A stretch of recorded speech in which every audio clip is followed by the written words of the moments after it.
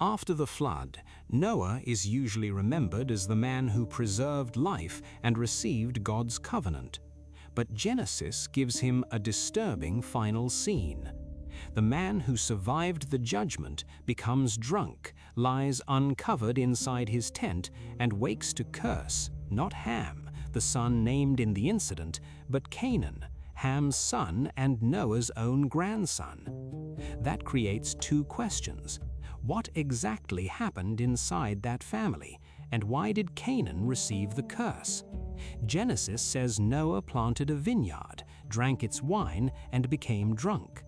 Ham, identified twice as the father of Canaan, saw his father's nakedness and told his brothers outside.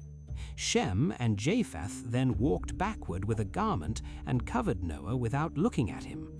When Noah awoke, the passage says he learned what his younger son had done to him. Then his first recorded words after the incident were, "Cursed be Canaan."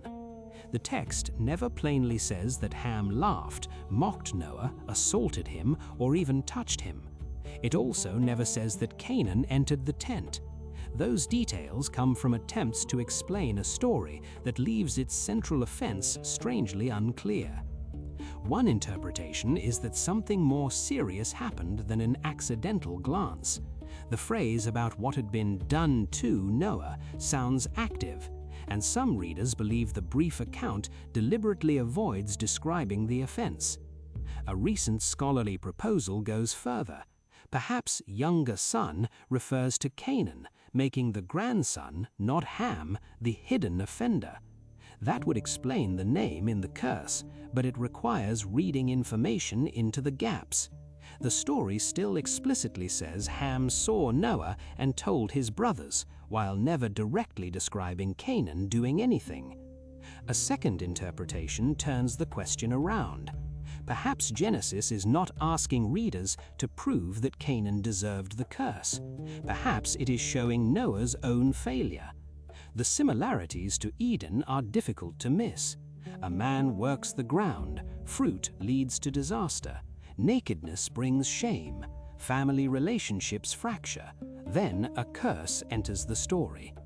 The flood has ended, but the human problem has not. Just before this, God acknowledges that the human heart remains bent toward evil even after the waters recede.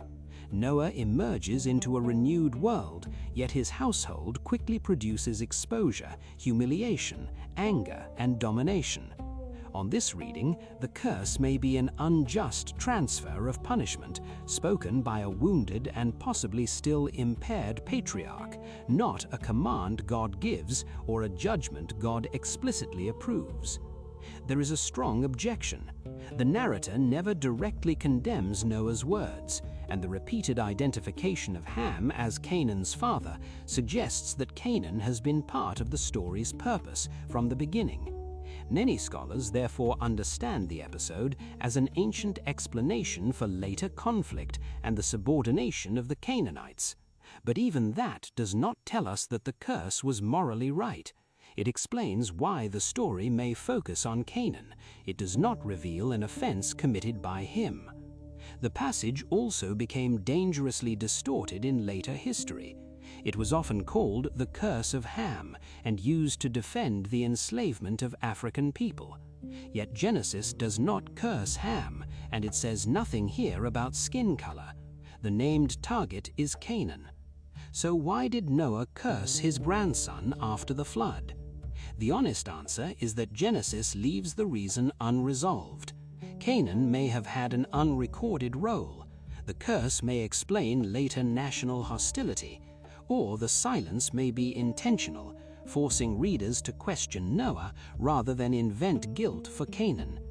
Noah survived the old world, but his final story reveals something the flood could not wash away. The earth had been cleansed. The human heart had not.